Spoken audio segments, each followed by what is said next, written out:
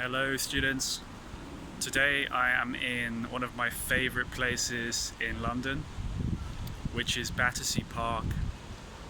I think one of the best things about London is the opportunity we have as Londoners to enjoy nature, because we have so many beautiful parks.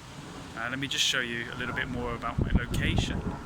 So I'm alongside the River Thames here, which runs through the heart of the capital and is very important to London as a city.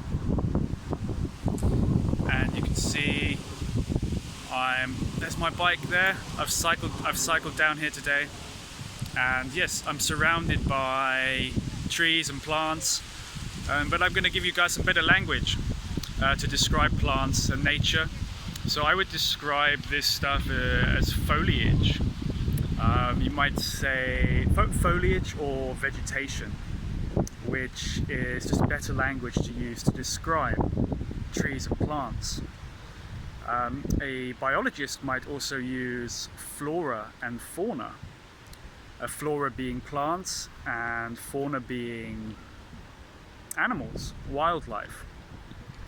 I think here we're limited to squirrels and maybe the odd stray cat.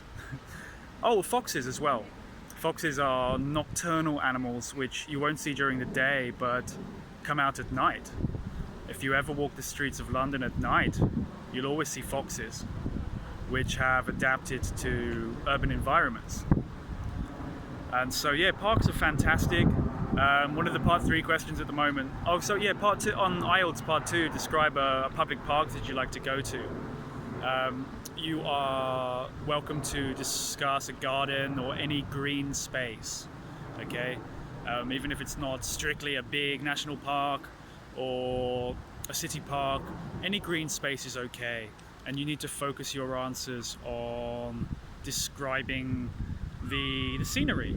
So the footpaths, and what else? The gardens, the plants, the species of plants. If you have any vocabulary, you know, on the different species of plants, or what you admire about the nature there, that will really help to bring your answers to life.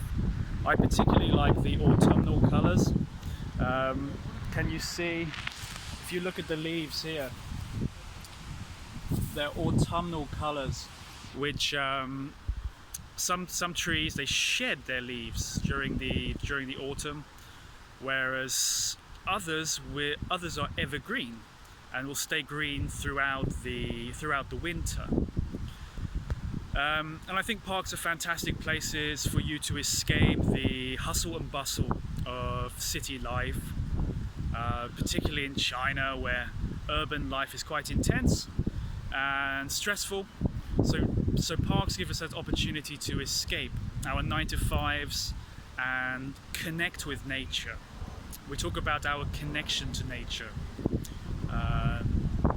and the natural elements.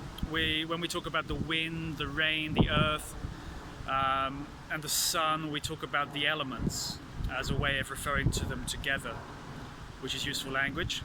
We also talk about connecting to Mother Earth, which Mother Earth refers to nature as a whole. And so yeah, the advantages of parks are you get to escape the 9-to-5, escape your work life and de-stress, chill out. You get to improve your health. You get some good cardio. Okay, so cardio refers to anything which helps your cardiovascular system, your heart, your cardio, your vascular, your lungs, to improve the flow of oxygen around the body. And yeah, to connect with nature. So that's a really structured answer for the part 3. What are the advantages of parks? Another question is, should the government invest more money to build parks? I think it definitely should invest. Although you may say there are better uses of public money, okay, to refer to government money, public money. It's up to you, but maybe London has enough. We have royal parks. Hyde Park is very popular. Regent's Park. Maybe I'll give you a guide of those places too. Oh yeah, in your answers, talk about the flower beds, talk about the species that you see in the parks. If you know them, that's fantastic.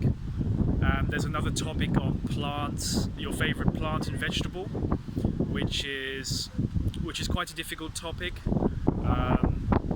It's not so difficult if you have green fingers, which means you're good at growing plants if you have green fingers.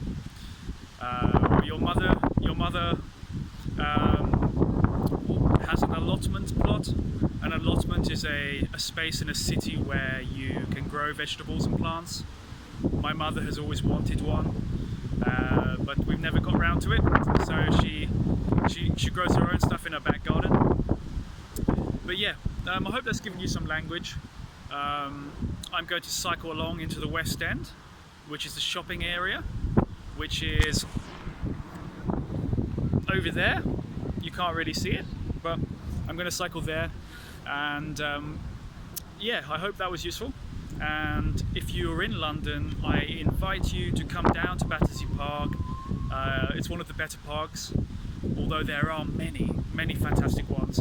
My personal favourite is Richmond Park, which is close to my home and has loads of deer in, which is really exciting. Beautiful animals, majestic creatures, and also wonderful views over London. You can see St Paul's from one of the hills there, and Richmond is also home to David Attenborough, who is the narrator and curator of all the BBC nature documentaries.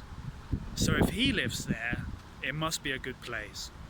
So yeah, maybe I'll take my dog, and the next podcast will be live from Richmond Park. So thank you, students, and I'll speak to you soon. Okay?